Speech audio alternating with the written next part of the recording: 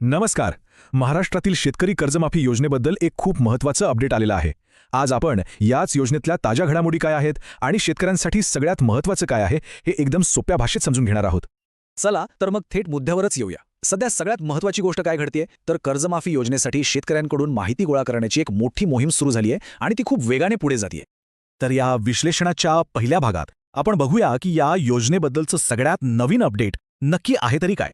शेतकऱ्यांसाठी ही एक अत्यंत तातडीची सूचना आहे. ज्यांनी कर्ज घेतलेलं आहे त्यांनी आपली माहिती ताबडतोब स्थानिक सरकारी सोसायट्यांमध्ये जमा करायची आहे. एक गोष्ट लक्षात ठेवा, ही माहिती वेळेवर देणं योजनेत आपलं नाव येण्यासाठी खूप महत्त्वाचं आहे. आता आपण दुसऱ्या भागाकडे वळूया. म्हणजे ही माहिती गोळा करण्याची प्रक्रिया इतक्या अचानक का सुरू झाली, याच्यामागे नक्की कारण काय आहे तेही समजून घेऊया. चला ही टाईमलाईन बघूया. याची सुरुवात होते 30 ऑक्टोबर 2025ला. तेव्हा राज्य सरकारने कर्जबाजारी शेतकऱ्यांना मदत करण्यासाठी एक विशेष समिती नेमली आणि मग 20 जानेवारी 2026 रोजी सहकार आयुक्तांनी शेतकऱ्यांची माहिती गोळा करण्याचे आदेश दिले. म्हणजे आज जी काही धावपळ सुरू आहे ती याच निर्णयाचा थेट परिणाम आहे. मग यात नक्की कोण कोण येत आहे तर बघा, या योजनेचं उद्दिष्ट आहे की सहकारी बँकांकडून कर्ज घेतलेल्या प्रत्येक शेतकऱ्याची माहिती गोळा करायची. ही व्याप्ती खूप मोठी आहे आणि त्यामुळे थोडा गोंधळ होऊ शकतो, तोच आपण आता दूर करूया.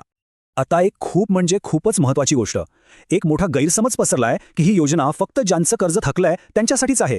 पण थांबा, तसं अजिबात नाहीये. ज्यांचं कर्ज 3-4 वर्षांपासून थकीत आहे त्यांची माहिती तर गोळा होतेच आहे, पण जे नियमितपणे कर्ज फेडत आहेत त्यांचीही माहिती मागवली जात आहे. त्यामुळे कर्ज थकलेलं असो किंवा नियमित फेडत असाल, दोघांनीही माहिती देणं बंधनकारक आहे. चला आता तिसऱ्या भागात पाहूया की शेतकऱ्यांकडून घेतलेली ही सगळी माहिती नेमकी जाते कुठे, तिचा प्रवास कसा होतो, म्हणजे ही संपूर्ण प्रक्रिया काम कशी करते ते समजून घेऊ. ही प्रक्रिया अगदी 5 सोप्या टप्प्यांमध्ये होते. बघा, पहिलं, शेतकरी आपली कागदपत्र स्थानिक सोसायटीकडे देतो.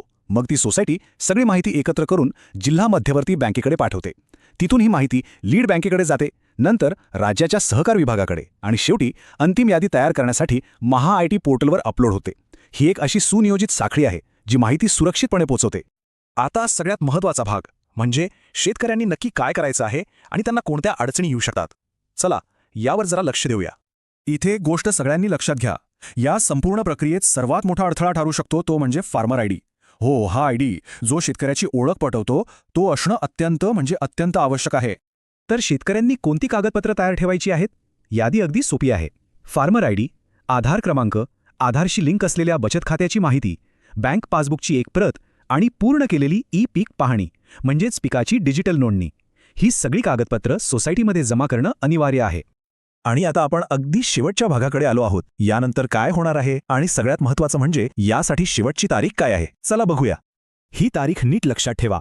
महाआयटी पोर्टलवर जी माहिती जमा होईल तिची तपासणी होईल आणि एप्रिलच्या पहिल्या आठवड्यापर्यंत पात्र शेतकऱ्यांची अंतिम यादी जाहीर केली जाईल.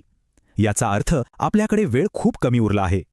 पण ही माहिती गोळा करण्याची मोहीम पुन्हा का सुरू करावी लागली, याचं उत्तर अगदी सोपं आहे. असं सांगण्यात आलंय की वारंवार आवाहन करूनही अनेक शेतकऱ्यांची माहिती अजूनही आलेली नाही आणि म्हणूनच ही मोहीम पुन्हा एकदा सुरू करण्यात आली आहे. यावरूनच या प्रक्रियेची गंभीरता आपल्या लक्षात येते. तर या सगळ्या प्रक्रियेनंतर एक मोठा प्रश्न उरतोच की ही सर्व माहिती गोळा झाल्यावर सर्व पात्र शेतकऱ्यांपर्यंत या योजनेचा लाभ खरोखरच पोचेल का? या योजनेचं अंतिम स्वरूप काय असेल आणि ती कशी लागू केली जाईल हे पाहणं महत्त्वाचं ठरणार आहे. यावर नक्कीच विचार करायला हवा.